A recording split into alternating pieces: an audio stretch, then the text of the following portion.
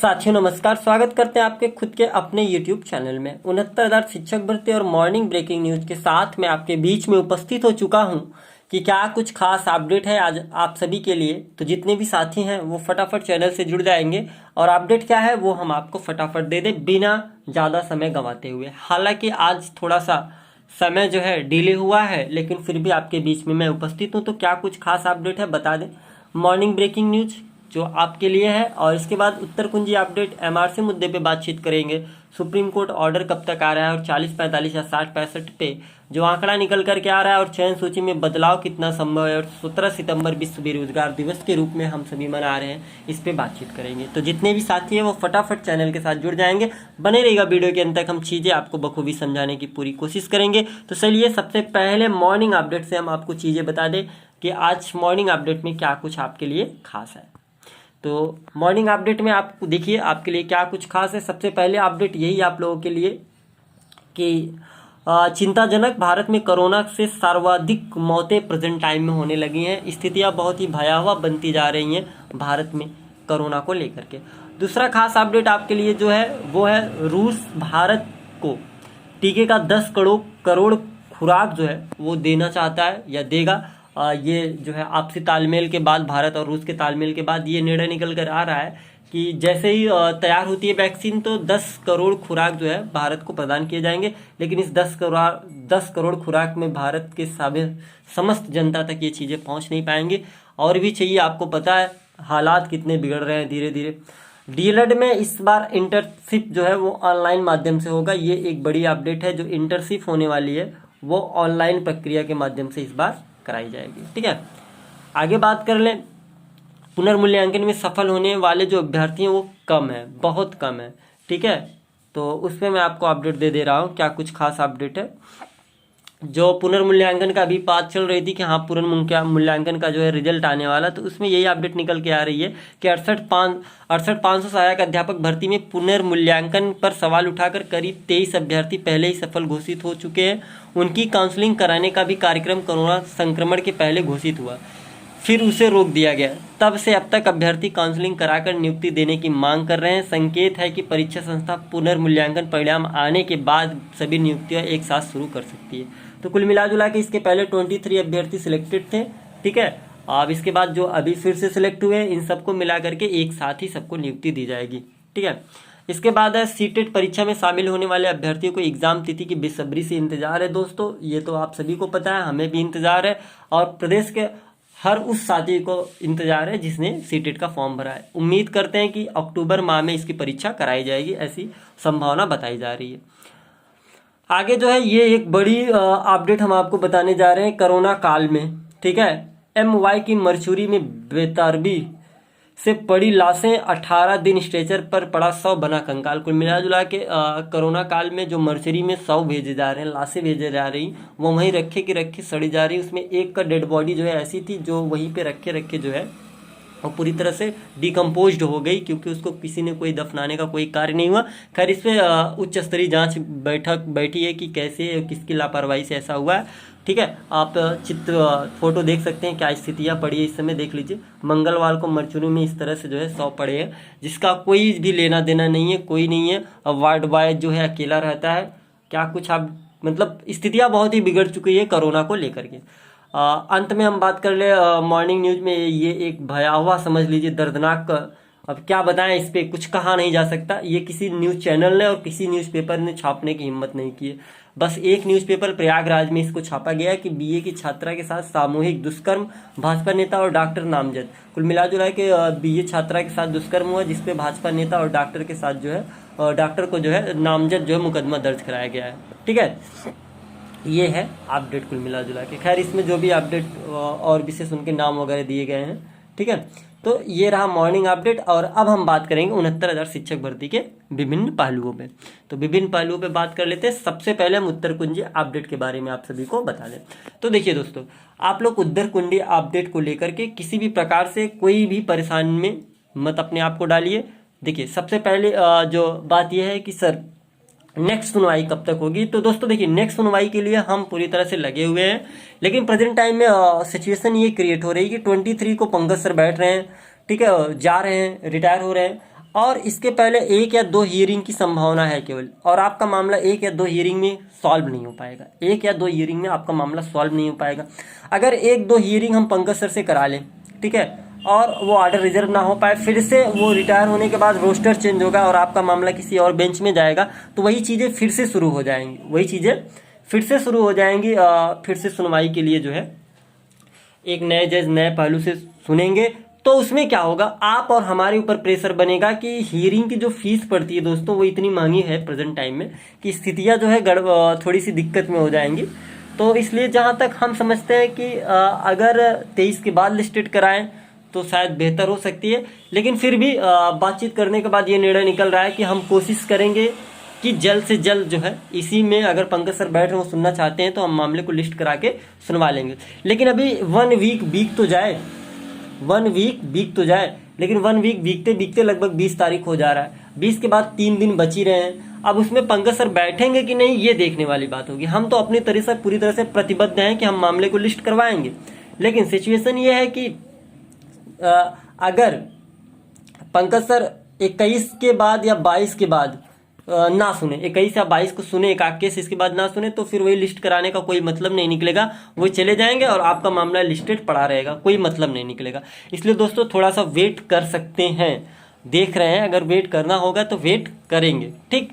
खैर ये हमारी अपनी जो है सोच है, अपनी रणनीति है, इसके तहत हमें कैसे करना है वो हम देख लेंगे। बस आपको थोड़ा सा बताना जरूरी था कि हम लोग ऐसा कर भी सकते हैं, अगर सिचुएशन बनती है तो ऐसा करेंगे, ठीक है। अब बात कर ले एमआरसी मुद्दे पे कि एमआरसी मुद्दे पे क्या हलचल चल रही है। तो एमआरसी मुद्दे पे प्रेजेंट टाइम में जो है लोग 18 को जो है धरने प्रदर्शन के लिए तैयार थे, लेकिन सिचुएशन ये हो गई कि किसी प्रकार की वहाँ पे वो नहीं मिल रही है, माननीय प्रशासन द्वारा जो है आदेश कि आप धरना प्रदर्शन करिए, इसलिए धरना प्रदर्शन तो होना मुश्किल है जहाँ तक मुझे लग रहा है, क्योंकि अभी संविदा के लिए धरना प्रदर्शन के लिए किसी प्रकार का कोई जो है शासन के द्वारा जो है आदेश नहीं पारित किया जा रहा है। 30 सितंबर तक लगभग नहीं मिल पाएंगे, इसलिए एमआरसी मुद्दे पे धरना प्रदर्शन तो नहीं हो रहा है। हाँ, अपडेट ये मिल रही है कि कल परसों की डेट में हो सकता है एमआरसी पे सुनवाई देखने को मिले, लखनऊ बेंच में सुनवाई देखने को मिले। और एनसीबीसी जो अपना स्टे लगाया उस पर क्या आदेश है, तो एनसीबीसी की किसी भी प्रकार की कोई पहलू नहीं, एनसीबीसी भी पूरी तरह से शांत है, उस पर भी किसी प्रकार का उन्होंने भी कोई अपडेट नहीं दिया है। तो कुल मिला जुला के एनसीबी भी अभी थोड़े से ठंडे रिश्ते में है। अब इस ये आगामी समय में कितने हाईलाइटेड होता है, क्या होता है, ये आने वाला समय तय करेगा। लेकिन प्रेजेंट टाइम में एनसीबीसी से किसी प्रकार की कोई सूचना प्राप्त नहीं हो पा रही किसी को, इसलिए एमआरसी मुद्दा अभी थोड़ा ठंडा पड़ा हुआ है।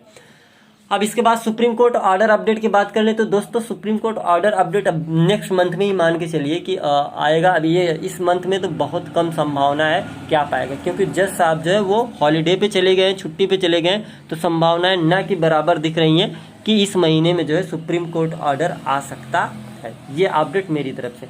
अब दोस्तों बात कर लें कि 40-45 या 60-65 पे, तो देखिए जो 40-45 और 60-65 पे सिचुएशन प्रेजेंट टाइम में ये है कि जो 60-65 के समर्थक हैं जिनका 60-65 में बेनिफिट लग रहा है वो 60-65 कह रहे हैं आएगा, जो ये कह रहे हैं कि 40-45 आएगा उनको 40-45 में अपना बेनिफिट रख रहा है। तो प्रेजेंट टाइम में सिचुएशन ये है जिसको जिसमें अपना फायदा दिख रहा है वो उसी के पक्ष में है, ठीक है। अगर आप अपने आप से कुछ दिन किसी एक ग्रुप पे रहिए, एक ग्रुप के मैसेज देखिए आपको लगेगा 60-65 आ रहा है, फिर आप दूसरे ग्रुप 40-45 को देखेंगे तो आपको लगेगा 40-45 आ रहा है। तो सिचुएशन कुछ इस तरीके की है, ठीक है। और अगर नियम और कानून के तहत आप देखेंगे कि ऑर्डर क्या आना चाहिए तो आप देखेंगे 0 पासिंग मार्क की बात थी, लेकिन ये भी कहा गया था हमें एक मिनिमम पासिंग मार्क रख सकते हैं, ठीक है। तो मिनिमम क्या हो सकता है, अगर आप देखेंगे कि एजुकेशन क्वालिटी से देखेंगे तो 60-65 सही है, ठीक है। और अगर 69,000 शिक्षक भर्ती को वो 1,37,000 सेकेंड पार्ट से जोड़ेंगे तो पहले में अगर 40-45 तो इसमें भी 40-45 होना चाहिए। तो कुल मिला जुला के मामले इतने उलझे हैं कि एक पर्सनल व्यक्ति, एक सीधा साधा व्यक्ति से अगर आप निर्णय लेने को कहेंगे और पूरा मैटर बताएंगे तो निर्णय नहीं ले पाएगा कि सही क्या है और गलत क्या है। तो इस पे ये समझ लीजिए 3 जजों की जो बेंच बैठी है इस पे विधिवत अध्ययन के बाद ही वही जो निर्णय लेंगे वही सर्वमान्य होगा और एक ऐतिहासिक फैसला होगा कि क्या आएगा। बाकी हम और आपसे ज़्यादा बुद्धिमान वो अगर हम जिस प्रकार से सोचते हैं उसके और भी तरीके और भी पहलू हैं सोचने के। तो दोस्त इस प्रेजेंट टाइम में ना तो 60-65 कह सकते हैं ना तो 40-45 कह सकते हैं, दोनों अपनी जगह पे हैं, ठीक है। बाकी जज साहब को तय करना है क्या कुछ आ रहा है, ठीक है। हम ना तो 40-45 की बात कर रहे हैं, ना तो 60-65 की बात। और अगर मेरा जो वोटिंग क्राइटेरिया देखेंगे, जिसमें मैंने वोट करवाया था, एक वोटिंग शेड्यूल था मेरा, तो उसमें 60-65 के समर्थक ज़्यादा कैंडिडेट थे, ठीक है। इसके बाद सेकंड पॉइंट पे 40-45 के, इसके बाद 50-55 भी थी, उसमें कुछ शून्य वाले भी थे, ठीक है। तो वही हमने आपको कहा ना कि जिसमें जिसको बेनिफिट दिखता है उसको वही लग रहा है कि वही ऑर्डर आ रहा है, ठीक है। बाकी अगर आपका जिसमें बेनिफिट लग रहा है वो लग रहा होगा आपको आ रहा है। बाकी अगर आप हमसे कहेंगे तो प्रेजेंट टाइम में मैं खुद ही ऑलरेडी बॉर्डर लाइन पे मेरे मार्क्स हैं, ठीक है। तो प्रेजेंट टाइम में मैं ये नहीं कहूँगा कि क्या कुछ आ रहा है मेरा। तो प्रेजेंट टाइम में देखेंगे तो हमारा उत्तर कुंजी प्रकरण है, उत्तर कुंजी में खुद ही जो है परेशान है नंबरों को लेकर के कि अगर नंबर बढ़ जाते हैं तो हमारे साथ जो भी साथी हैं वो भी चयनित हो जाएंगे, ठीक है। बाकी अगर हमसे पूछेंगे कि आप 60-65 के समर्थक हैं, 40-45 के समर्थक हैं, तो दोस्तों प्रेजेंट टाइम में हम जिस क्राइटेरिया में बॉर्डर लाइन पे जहां पहुंचे हैं वहां से अगर आप देखेंगे तो मेरा क्राइटेरिया 60-65 के करीब है। तो जाहिर सी बात है मैं ये कहूंगा कि मैं 60-65 का समर्थक हूँ, ठीक है। लेकिन प्रेजेंट टाइम में आ क्या रहा है ऑर्डर ये मुझे भी नहीं पता, आपको भी नहीं पता है, ठीक है। तो रही बात समर्थक और असमर्थक की, तो जिसमें जिसका फायदा दिखता है वो उसका समर्थक है, ठीक है। इसमें किसी के समर्थक और असमर्थन से लेकर के कोई मामला नहीं। हमारे शिक्षा मित्र बंधु हैं, वो जानते हैं कि वो उनका गुणांक वो उनका जो मिल जाएगा वेटेज, उसके तहत वो हो जाएंगे 40-45 पे भी। तो वो बंधु जो है उनको 40-45 भी बेहतर लगेगा, हमें कोई आपत्ति नहीं कि उनको 40-45 अच्छा लगता है। जिसको जो अच्छा लगता है वो अपना बोलता है, ठीक है। इसमें किसी प्रकार की किसी से कोई दुश्मनी नहीं, किसी से कोई जो है विडंबना नहीं है कि हाँ आप ये बोल रहे हैं, आप ऐसे क्यों बोल दिए। ये मैंने अपनी स्वेच्छा से बोला है, किसको क्या पसंद है। बाकी आ क्या रहा है ये ना हमें पता है, ना आपको पता है, ना प्रदेश के किसी भी साथी को नहीं पता है।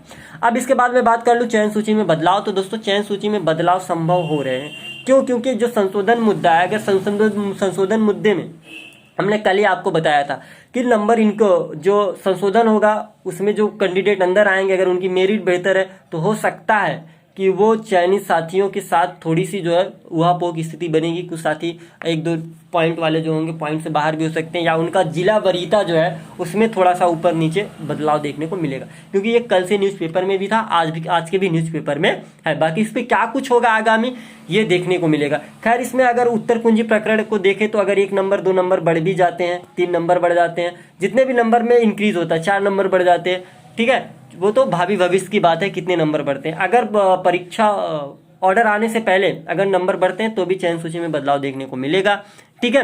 बाकी एमआरसी मुद्दे पे अगर थोड़ी बहुत इधर उधर हुआ तो भी चयन सूची बदलने को देखने को मिल सकती है। तो ये है सिचुएशन प्रेजेंट टाइम में। तीन चीजें ऐसी हैं जो चयन सूची को प्रभावित कर रही हैं। नंबर 1 संशोधन मुद्दा, नंबर 2 उत्तर कुंजी, नंबर 3 एमआरसी मुद्दा। ये तीनों मुद्दे कहीं ना कहीं चयन सूची में थोड़ी से जो है हेर फेर कर सकते हैं, ऐसी संभावना बन सकती है, ठीक है।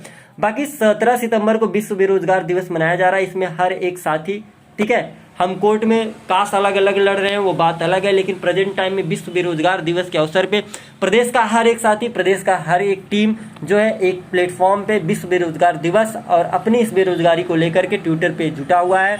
आपका ट्विटर ट्रेंडिंग नंबर 2 और नंबर 3 पे है। नंबर 1 पे माननीय प्रधानमंत्री जी का जो है जन्मदिन मनाया जा रहा है, और नंबर 2 और नंबर 3 पे हम जो है विश्व बेरोजगार दिवस मना रहे हैं। तो आप लोग साथियों का भी साथ और सहयोग चाहिए। तो आशा करते हैं कि आप सब भी इस ट्विटर अभियान में और जो भी चीज़ें हैं उस पर आप बढ़ चढ़ कर हिस्सा लेंगे। और एक खास बात आपको बता दें, जो भी साथी इलाहाबाद से हैं वो बालसन चौराहे पे आज शाम को जो है एक बड़ा जो है धरना प्रदर्शन का कुछ नया करने और कुछ कमाल करने के लिए अभ्यर्थी जुटेंगे। तो आप साथी जो भी बालसन चौराहे के आसपास के रहने वाले हैं वो वहाँ पे आएँ और इस मुहिम में जो है अपना साथ दें और ये विश्व बेरोजगारी दिवस जो हम मना रहे हैं इसको जो है सफल बनाएं।